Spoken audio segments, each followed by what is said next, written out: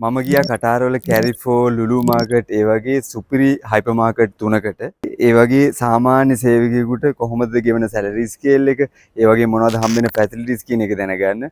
මොකද ඔයාලා ගොඩක් දෙනෙක් මගෙන් අහපු දෙයක් තමයි කියන හයිපර් මාකට් ජොබ් එක කොහොමද කියන එක. ඉතින් මට ගොඩ දවසකින් මම බැලුවා කෙනෙක්ව හොයාගන්න, එහි වැඩ කරන කෙනෙක්ව විස්තර ටික දැනගන්න. නමුත් මට එහෙම කෙනෙක්ව හොයාගන්න බැරි වුණා.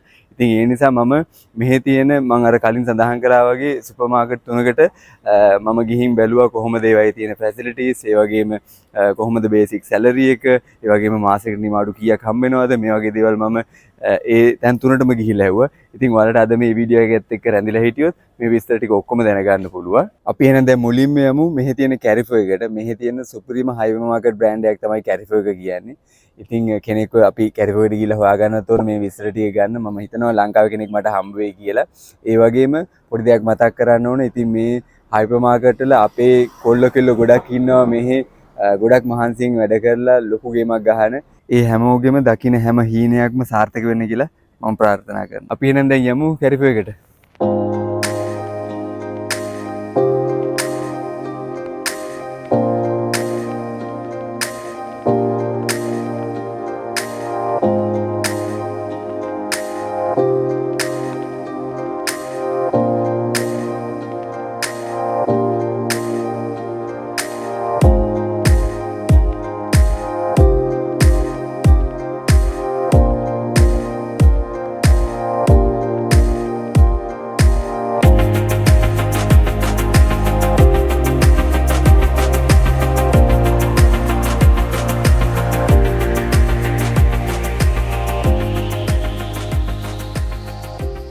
ඇතුළට ගිහින් ආවා. මම දැන් ඉන්නේ කාර් පාක් එකේ ඒගොල්ලෝගේ. මම එතෙන්ට ගිහින් විස්තර පොඩක් හොයලා බලුවා. ලංකාවේ කෙනෙක්ටත් මම කතා කරා. නමුත් එයා එච්චරම විස්තර දෙන්න එච්චරම කැමති වුණේ නැහැ. මොකද ඒගොල්ලෝගේ තියෙන ඒ පොලිසි සේවත් එක මට පාකිස්තානයේ කෙනෙක් හම්බුණා. එයාගෙන් මට විස්තර ටිකක් ගන්න පුළුවන් වුණා. එයා නම් මාරම හොඳයි. මේ එයා කිව්ව විදිහට ඒගොල්ලෝ ෆ්‍රෙෂර් කෙනෙකුට සාමාන්‍ය කටාරියල් 1600ක් දෙනවා කියලා කිව්වනේ. අවුරුදු 3ක් මේ වෙනකොට වැඩ කරනවා කියලා කිව්වා. කියන විස්තර වෙන මම නෝට් ඩවුන් කරගත්තා. ෆ්‍රෙෂර් කෙනෙකුට දෙනවා කියලා කිව්වා කටාරියල් 1600ක්. ඒක රෙකමෙන්ඩේෂන් එකේ ඉන්ක්ලූඩඩ්. නමුත් ඩියුටි මීල් එකක් ඒගොල්ලන්ට හම්බෙන්නේ නැහැ. නමුත් ඒ 1600 ඇතුළේදී එතකොට කෑම ඒගොල්ලෝ ව්‍යාගෙන කන්න වෙනවා. ඒවට අවශ්‍ය කරන ෆැසිලිටිස් ඔක්කොම ඇකොමඩේෂන් එකේ තියෙනවා කියලා කිව්වා. ඒ කියන්නේ ඇකොමඩේෂන් එකත් 4 දෙනෙකුට ෂෙයා කරගන්න තමයි දෙනවා. ඒකෙත් කිචන් එකේ ඉන්ක්ලූඩඩ්, ගෑස් ඒ වගේ දේවල් ඔක්කොම ප්‍රොවයිඩ් කරනවා කියලා කිව්වා කම්පැනි එකෙන්. මේ කාර් පාක් එකේ පොඩ්ඩක් සද්ද වැඩි. මොකද මේ ජෙනරේටර්ස් වගේක් වැඩ කරනවා. ඒ නිසා මම අද මයික් එක යූස් කරන්නේ නැති හින්දා පොඩ්ඩක් ඔයාලට සවුන්ඩ් වල ප්‍රශ්න ඇති. අපි ඒක නිසා පොඩ්ඩක් එළියට ගිහින් කතා කරමු.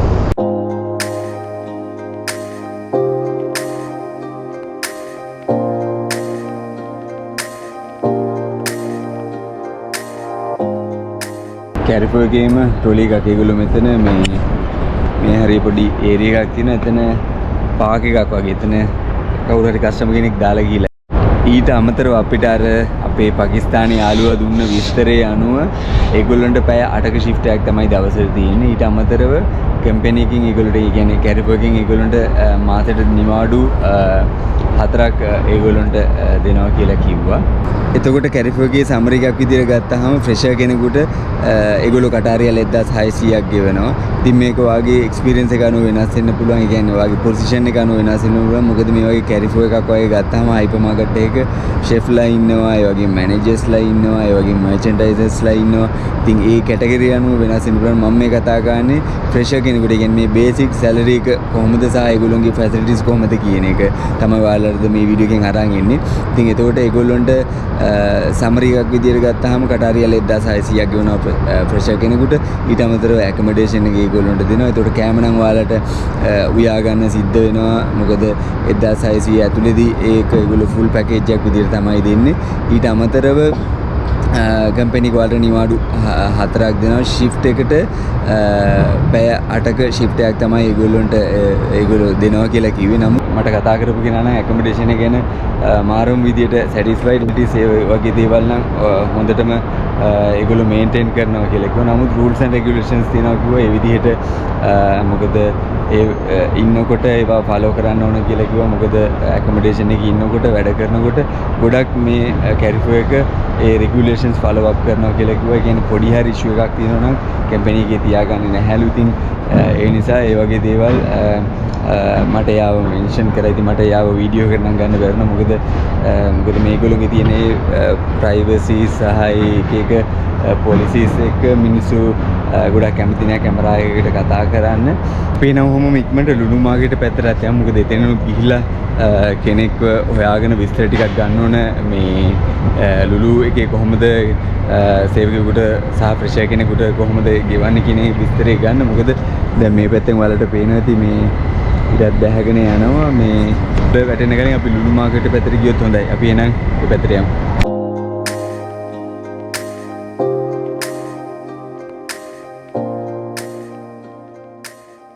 මං ආව දැන් ලුලු මාර්කට් එක ගාවට. අපි බලමු කාහරි අල්ලගෙන අර විස්තර ටික ගන්න. නමුත් මට ඔයාලට පොඩ්ඩක් කලින් මතක් කරන්න අවශ්‍යතාවය තිබුණා. මේ මම ගිහපු අර Carrefour එකේ මික්ස් නැෂනලිටි එකක් තමයි ඒ හිටියේ වැඩ කරන්නේ. ඒ හිටියයි කියන්නේ පිලිපින්ස් වල ගොඩක් කට්ටිය හිටියා. ඒ වගේම ඉන්දියාවේ මම දැක්කා ගොඩක් කට්ටිය ඉන්න. ලංකාවේ නම් මට එක්කෙනයි හම්බුනේ Carrefour එකේදී.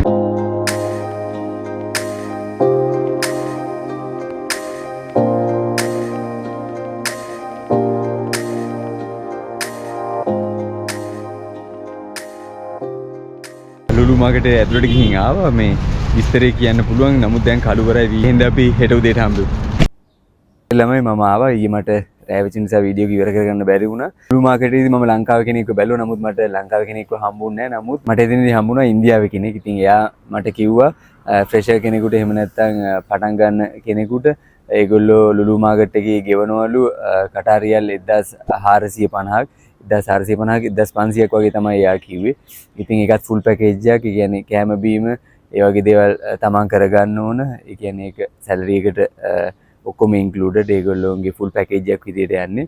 ඊට අමතරව ඒගොල්ලෝගේ ඇකොමඩේෂන් එක දෙනවා. ඊට අමතරව ඉතින් මේ හැම එකම වගේ ට්‍රාන්ස්පෝර්ටේෂන් එක හම්බ වෙනවා ඇකොමඩේෂන් එකේ ඉඳන් හයිපර් මාකට් එකට. ඒකම ඒගොල්ලන්ට මාසෙට නිමාඩු 4ක් තියෙනවා. ඒ වගේම දවසකට පැය 10ක ෂිෆ්ට් එකක් තමයි ඒගොල්ලන්ට කරන්න වෙනවා කියලා කිව්වේ. නමුත් ඒ පැය 10 ඇතුළේදී කියන්නේ ඒගොල්ලන්ට පැයක බ්‍රේක් එකක් හම්බ වෙනවා. ඉතින් ඒ කියන්නේ පැය 5ක් වැඩ කරලා එක පැයක් බ්‍රේක් එක අරගෙන ඊට පස්සේ තව පැය 5ක් වැඩ කරන්න වෙනවා කියන එක තමයි මට එයා එතනදි කිව්වේ. අපි එනම් මගේ ඇකොමඩේෂන් ළඟ තියෙනවා. මෙතන ඔයාලා දැකලා ඇති මේ ෆුඩ් පැලස් එක. ඒකෙත් අපේ ලංකාවේ කීප දෙනෙක් වැඩ කරනවා. ඉතින් විතර ටික දැනගන්න පුළුවන් ගියොත් එහෙම අපි ඒ පැත්තට එන යමු.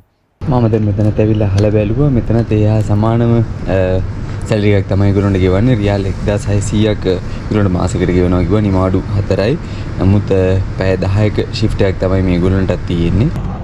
එතකොට මේ පැය 10ක ඩියුටි ටයිම් එක ඇතුලේ ඒගොල්ලන්ටත් ඒ අතරතුර බ්‍රේක් එකක් හම්බ වෙනවලු. නමුත් 1600 ඇතුලේ ඩියුටි මීල් එකක්වත් කෑමවත් නැහැ. 1600 ඇතුලේ තමන්ගේ කෑම කොස්ට් එක කව කරගන්න ඕන. මේ හයිපර් මාකට් එක නම් අර අපි ගියපු ලුලු මාකට් එක Carrefour ඒ වගේ ලොකු ඔපරේෂන් එකක් නැහැ. ලොකු බිසි තත්ත්වයක් නැහැ. නමුත් අපි අර ලංකාවේ දකින්න ආපිකෝ කීල්ස් වගේ දකින්නවනේ අපේ සුපර් මාකට් වගේ. අනේ වගේ ඔපරේෂන් එකක් තමයි මේ ෆුඩ් පැලස් මේ මතාල් කදින් වල තියෙන එකේ ඔපරේෂන් එක. නමුත් ඊට වඩා චුට්ටක් වැඩි ඇති. එහෙම බඩු ටිකුත් උහම අරගෙන ආවා.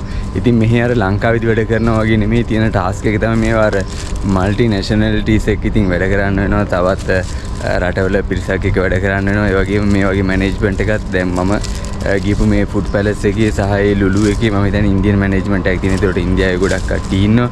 ඒ වගේ තවත් නැෂනලිටිස් එක වැඩ කරන්න. ඉතින් ඒක තමයි තියෙන එකම ටාස්ක් එක සහ වර්ක් ලෝඩ් එකක් තියෙනවා. ඉතින් ඒ වගේ තමයි මෙහි හයිපර් මාකට් ජොබ් එක ඉතින් තියෙන්නේ.